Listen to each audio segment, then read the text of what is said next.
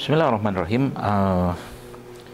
Anggaplah di kanan kiri saya ini yang ada rumput ini adalah pecahan beling atau paku payung, atau mungkin di situ ada binatang-binatang berbisa seperti kalajengking atau apapun yang bisa membuat kaki saya sakit atau mungkin berdarah, terluka, robek, seterusnya. Begitulah juga jasad kita, Bapak Ibu sekalian.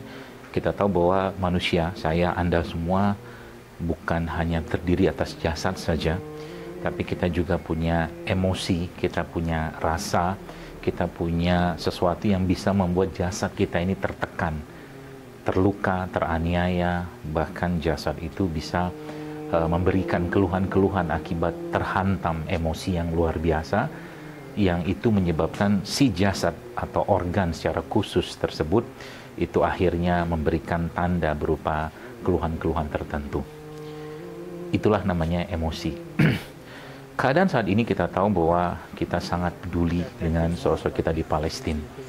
Kita sangat sayang dengan mereka. Kita sangat menginginkan agar Masjid Al-Aqsa itu bisa kembali ke tangan kaum muslimin dan Palestina itu dibebaskan oleh Allah di sana dan dikembalikan kepada kaum muslimin. Tapi tentunya itu semua memerlukan perjuangan. Itu semua memerlukan satu mental yang sangat kokoh. Yang kita tahu bahwa Allah memilih saudara kita yang ada di Palestina di sana untuk mendapatkan ujian yang mungkin bagi kita, mungkin saya sendiri mungkin tidak tahu apakah saya akan mampu melewati ujian seberat mereka, yang di depan mata mereka bapaknya, ibunya, kakaknya, adiknya itu semua meninggal dengan sangat cepat, dengan sangat luar biasa. Tapi tentunya Allah Maha Tahu.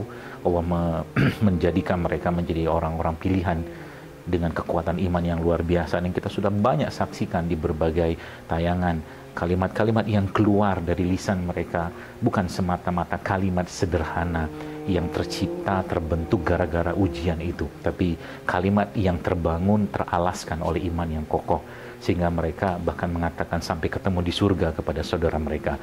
Mereka mengatakan sampai bertemu wahai syuhadanya Allah di surga Firdaus, kepada orang-orang yang mereka kasihi, yang mereka cintai, yang meninggal saat diserang oleh Zionis Yahudi laknatullah alaih.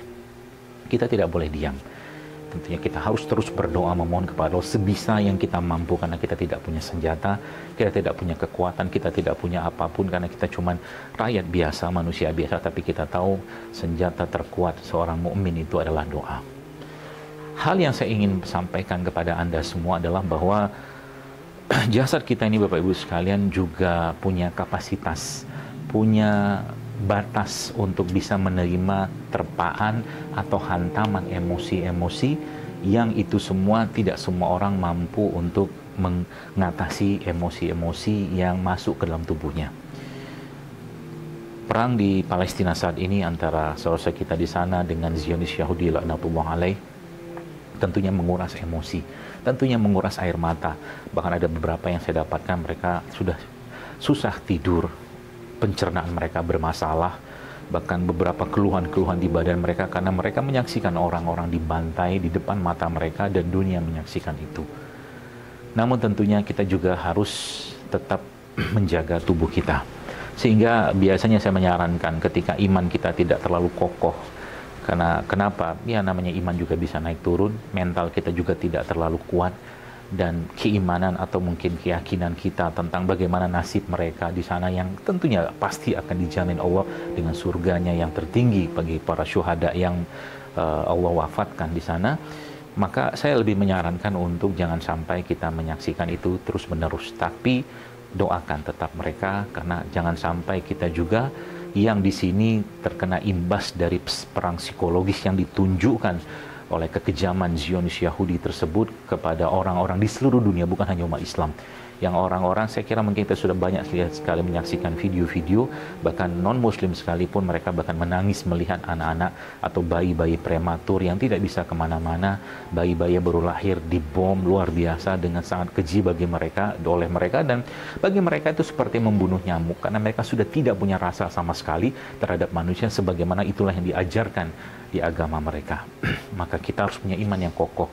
kalau mau berada di sana. Menyaksikan itu sendiri bagi kita jangan sampai membuat hati kita, jiwa kita makin tertekan. Kita harus kokoh. Karena apa? Kita tahu saudara-saudara kita di sana adalah manusia-manusia tangguh yang Allah pilih. Karena kita tahu dalam Al-Quran pun Allah sampaikan orang-orang menyaksikan syariat Allah ditegakkan. Dan para mujahidin, para pejuang-pejuang di sana yang mereka berjuang luar biasa untuk menegakkan agama Allah, mempertahankan negeri yang mulia tersebut, kita menyaksikan saja dari video, mungkin dari foto yang kita dapatkan. Jangan sampai itu membuat hati kita menjadi lemah, tapi harusnya itu menjadikan hati kita makin kuat. Anda tahu di Timur Tengah, di Saudi Arabia, ada hukuman pancung, hukuman mati yang diberikan kepada orang-orang yang melanggar sudah sangat berat yang mereka dipenggal kepalanya. Menyaksikan hukuman seperti itu disarankan sebenarnya secara syariat. Kenapa? Karena itu akan membuat efek jera dalam diri kita. Dan yang paling penting, output dari semua itu adalah kita mendapatkan keimanan yang lebih kokoh. Maka dengan kita menyaksikan itu, niatkan karena Allah salah satunya, agar dengan kita menyaksikan pejuang-pejuang di sana berjuang mempertahankan agama Allah dan syariat agama ini, dan tentunya Masjidil Aqsa, kita minta agar Allah Subhanahu wa Ta'ala menguatkan hati kita, jiwa kita, dan yang paling penting imannya kita. Agar jangan sampai kita menyaksikan itu justru malah raga kita atau organ tubuh kita tertindas, teraniaya oleh perang-perang psikologis yang mereka dengan sengaja tunjukkan kepada dunia dengan bahasa-bahasa yang sangat vulgar, bahwa mereka sangat senang membunuh saudara-saudara kita di Palestina. Semoga Allah tolong mereka dan semoga Allah jaga iman kita dengan menyaksikan para pejuang-pejuang dan orang-orang Palestina tersebut yang Allah bantai di sana dan kita tidak bisa berbuat apa-apa. Semoga itu menjadikan iman kita makin kokoh. Semoga itu semua menjadikan kita mempunyai semangat untuk menjaga agama Islam ini lebih baik lagi, menjaga dakwahnya lebih baik lagi, dan yang paling penting semoga kita juga bisa diwafatkan dengan baik sebagaimana para syuhada-syuhada yang ada di Palestina, di Gaza khusus saat ini, yang Allah mudahkan mereka untuk bertemu Allah dengan yang sangat luar biasa, wafat dalam keadaan syahid fisabilillah. Allahu Akbar.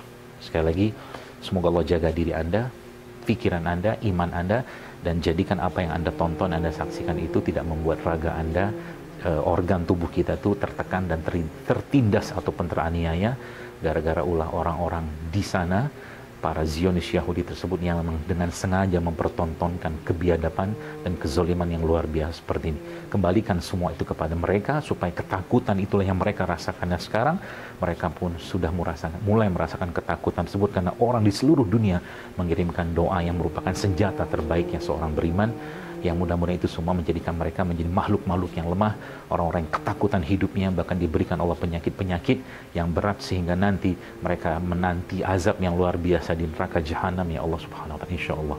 Assalamualaikum warahmatullahi wabarakatuh.